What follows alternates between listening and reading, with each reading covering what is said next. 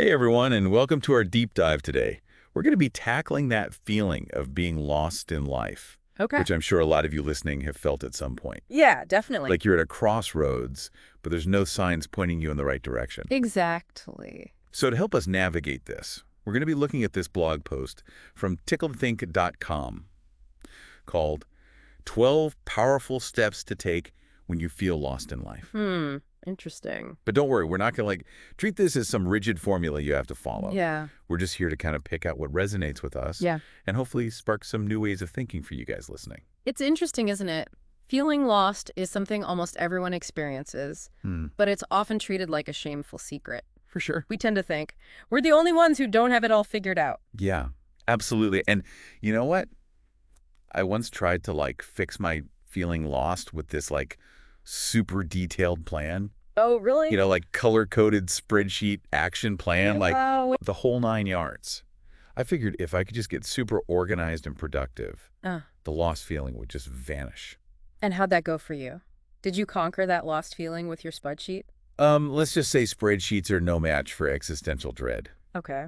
The more I tried to force things, the more overwhelmed I felt. Yeah, I can see that. And it turns out our brains aren't really designed for peak performance when they're already in a state of panic. You're telling me that's precisely what makes the first few steps in this blog post so important. Okay. It talks about self-care. Things like taking a deep breath, giving yourself permission to slow down, and just accepting that, finding your way takes time. Right. It's like when your phone freezes up Yeah. and you just have to restart it. Sometimes we just need to hit the reset button on ourselves before we can even think clearly. That's such a good analogy. When we're stressed or feeling lost, our brains get flooded with cortisol, which basically hijacks our ability to make rational decisions. So these self-care practices are actually like mini reboots for our nervous system, allowing us to access the parts of our brain that Right. can actually help us problem solve and move forward. So instead of beating ourselves up for feeling lost, Yeah. the first step is actually about being kind to ourselves. Exactly. That's pretty counterintuitive. It is. And that's where the article's emphasis on taking one step at a time comes in. Okay. There's actually this fascinating cognitive bias called the choice overload effect. Choice overload. Now, there's a term I can relate to. Basically, when we're faced with too many options or a massive to-do list, our brains tend to freeze up. Yeah, for sure. So the key is to break down those overwhelming goals into smaller, more manageable steps. Okay. This not only prevents that mental paralysis, but it also taps into our brain's reward system. Oh, interesting. Every small win, every step you take releases a little dopamine, which builds momentum and makes you feel more capable. So it's not just about getting stuff done. It's about rewiring our brains to associate taking action with feeling good. Exactly. That's way more motivating than any spreadsheet. Now, the blog post also talks about the importance of seeking support, which I think is incredibly relevant here. Yeah. We often try to navigate these feelings of being lost alone, but that can make things even harder. Oh, tell me about it. I used to think asking for help was a sign of weakness. Right? I would spend hours agonizing over things, convinced I had to figure it all out myself. It's a common misconception, especially in cultures that prioritize self-reliance. Right. We're often conditioned to believe that we should have it all figured out, which makes us less likely to reach out when we're struggling. So this whole strong, independent, I don't need any one thing is actually working against us and we feel lost. It can, because it isolates us when we most need connection. Think about it when a friend confides in you about feeling lost. Your first instinct is to offer support, right? Yeah, of course. You wouldn't judge them or tell them to just snap out of it. Absolutely not. I'd offer encouragement and maybe share a similar experience to let them know they're not alone. Exactly. And we deserve that same kindness and understanding from ourselves and others. Reaching out, even if it's just to a trusted friend or family member, Yeah? can provide perspective, reduce feelings of shame, and remind us that we're not alone in this journey. It's like having a hiking buddy when you're exploring uncharted territory. It's safer, more enjoyable, and you're less likely to get lost in the first place. That's a perfect analogy. And sometimes all we need is someone to help us see the path again, or even just to hold our hand while we figure out our next steps. Speaking of steps, the next one in this article might surprise you. Okay, I'm intrigued. Learning something new. This one's particularly interesting, Yeah. especially for someone like you who loves those aha moments. It's true. I'm a sucker for learning new things. But when I'm feeling lost, my first instinct isn't exactly to crack open a textbook or sign up for a course. And that's where this step can be really powerful. It's not about adding more pressure or feeling like you need to master a new skill to Yeah. fix your life. It's about shifting your focus, Okay. engaging your curiosity, and introducing some novelty into your routine. So it's less about the specific thing you learn and more about the process of learning itself. Precisely. Think about it this way. When we're feeling lost, our thoughts tend to get stuck in a loop, replaying the same worries and fears over and over again. So learning something new, whether it's a new language, a new recipe, or even just a new fact about the world, helps to break those thought patterns. It creates new neural pathways in the brain, which can spark creativity and open up new possibilities. It's like hitting the refresh button on our mental landscape. Yeah. It doesn't even have to be something big Yeah. or directly related to your career or whatever you're feeling lost about. Exactly. It could be something as simple as trying a new walking route, listening to the different genre of music, or even just striking up a conversation with someone you wouldn't normally talk to.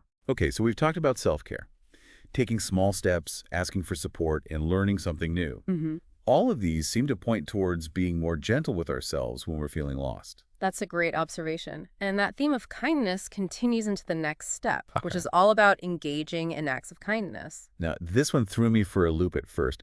I mean, when you're feeling lost and uncertain about your own life, how does helping other people help you?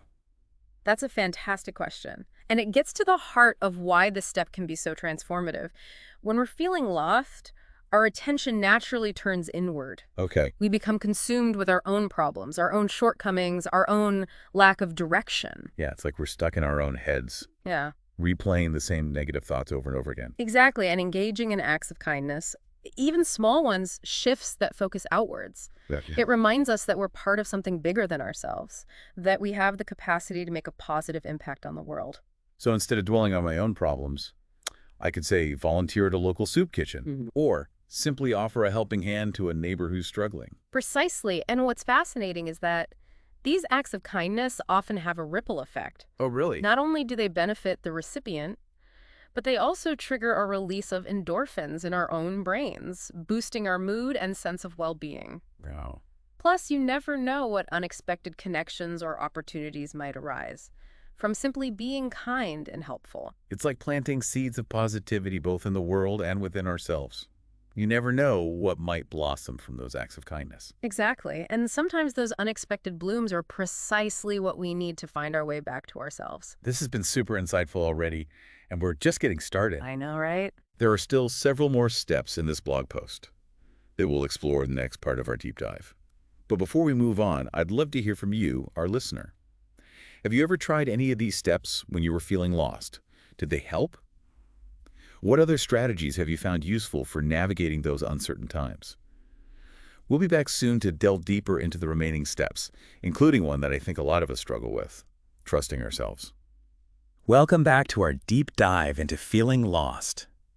In the last part, we talked about some practical steps from the Tickled Think blog post, like self-care seeking support, and even doing something kind for others. Yeah. Now, one thing the article keeps emphasizing is that this feeling of being lost is temporary, Right. but sometimes when you're in the thick of it, it feels anything BT temporary. It's true. Our brains have a knack for making the temporary feel permanent, especially when it comes to negative emotions. Have you ever noticed how you can dwell on a single criticism for days Yeah. while a compliment barely registers? That's something called negativity bias at play, back when we were dodging saber-toothed tigers. This focus on potential threats was super helpful for survival. Right. But these days, it can make us overestimate how long those negative feelings will stick around. So my brain is just trying to keep me safe. But in doing so, it's making me feel even more lost and hopeless. It is ironic, but understanding this bias can actually help us reframe those feelings of being lost. Okay. It's like realizing your GPS is slightly off once you know that you can adjust your course accordingly. I see. The blog post also talks about giving yourself love and patience, which ties in perfectly here. This is where I struggle, to be honest. When I feel lost, my instinct is to go into overdrive, analyze everything, try to fix it all immediately. It never ends well. That fix-it mode is a common response, Hmm. but it often backfires. Okay. There's a whole field of research on self-compassion, and it turns out that being kind to ourselves is far more effective than self-criticism when it comes to navigating difficult emotions. So instead of berating myself for feeling lost, I should be treating myself like a friend who's going through a tough time. Exactly. Think about it. How would you respond to a friend who was feeling lost and overwhelmed?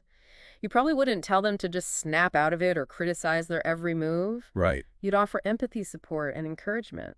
It's funny how we often extend more grace to others than we do to ourselves. It is, and that's why practicing self-compassion is so important. It's not about letting ourselves off the hook or ignoring our problems. It's about recognizing that feeling lost is human and treating ourselves with the same kindness and understanding we would offer a loved one.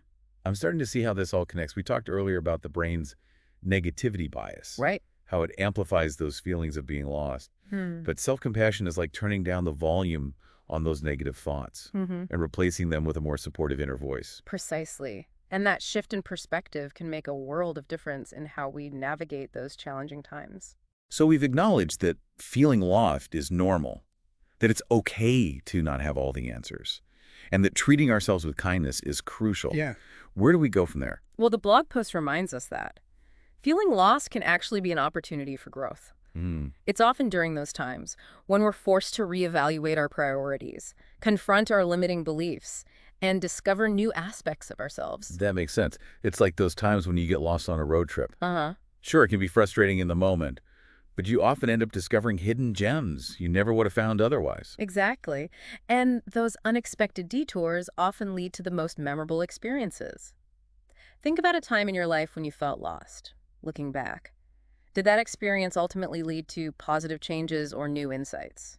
There was this one time I quit my job without another one lined up. Everyone thought I was crazy. Wow. And to be honest, I was terrified, but it forced me to confront what I really wanted from my career and eventually led me to a job I truly love. You see, that period of uncertainty, that feeling of being lost, was actually the catalyst for a major positive shift in your life. I guess it's like that saying, sometimes you have to get lost to find yourself. Exactly. So rather than fearing those feelings of being lost, what if we reframed them as opportunities for self-discovery? What if we approach them with curiosity and a sense of adventure, trusting that the path will unfold as we take those steps forward? Okay, I'm feeling a bit more optimistic about this whole feeling lost thing now. But there's still a couple more steps in this blog post, including one that I think a lot of us struggle with, trusting ourselves. Welcome back to the final part of our deep dive into feeling lost. We've covered a lot of ground from understanding our brain's negativity bias to the power of self-compassion. Yeah, we've even started to reframe feeling lost as a potential catalyst for growth. But there's one step in the Tickle Think article that I think deserves extra attention. And it's this idea of trusting ourselves. Okay. It sounds simple enough, but when you're feeling lost and uncertain, that self-doubt can be incredibly loud. Absolutely. When we feel lost, it often means our old ways of doing things, our old beliefs about ourselves aren't working anymore. Right. So it's natural to question our judgment and feel unsure about which way to turn. It's like standing at a fork in the road.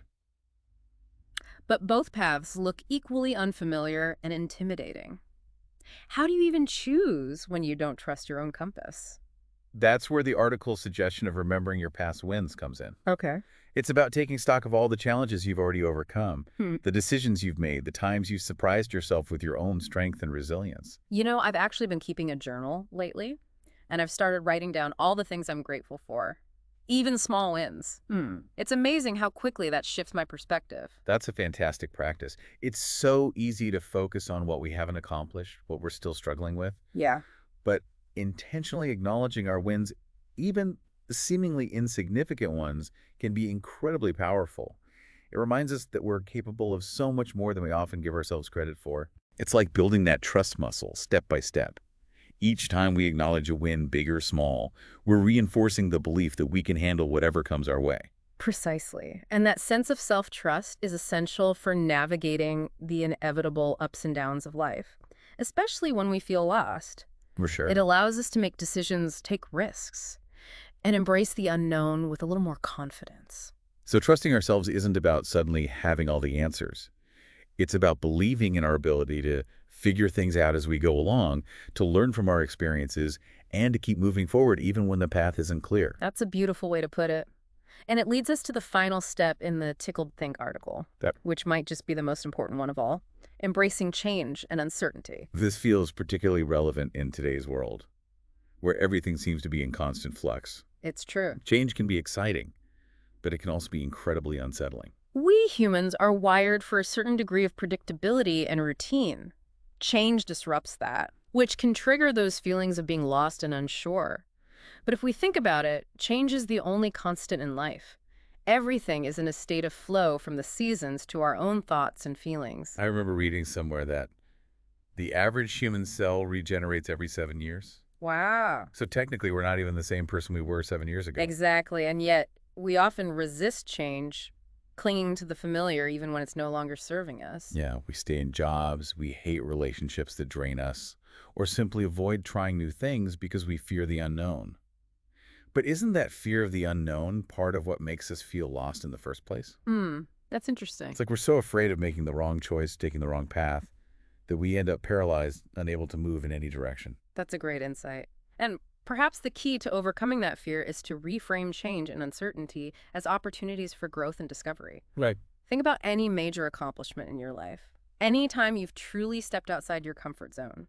Didn't it involve some level of risk, some element of the unknown? It's true. When I think about the times I felt most alive, most fulfilled, they were often the times when I was pushing myself beyond my perceived limits, trying things I never thought I could do. Those experiences, those moments of stepping into the unknown, have shaped who I am today. And that's the beautiful paradox, isn't it? The very things that make us feel lost, that trigger fear and uncertainty, are often the same things that lead to the most profound growth and self-discovery. No, right. It's like that quote by the poet Rilke: "Live the questions now. Perhaps you will gradually, without noticing it, live your way into the answer." I love that quote. It speaks to the idea that maybe it's okay to not have all the answers right now. Maybe the journey itself, the process of exploring, questioning, and embracing the unknown is where the real magic lies. So instead of trying to eliminate those feelings of being lost, what if we embrace them as a natural part of the human experience? What if we saw them not as a sign of failure, but as an invitation to explore, to grow, and to discover new possibilities? I think that's a beautiful way to wrap up this deep dive. To our listeners, as you continue exploring these ideas and navigating your own journey, remember this: feeling lost is not a destination. It's a process, a dance between the known and the unknown. Embrace the questions, trust your inner compass, and above all, be kind to yourself along the way. And who knows, you might just discover that the most rewarding adventures are the ones you never planned. Thanks for joining us, and until next time, keep exploring, keep questioning, and keep embracing the beautiful mystery of it all.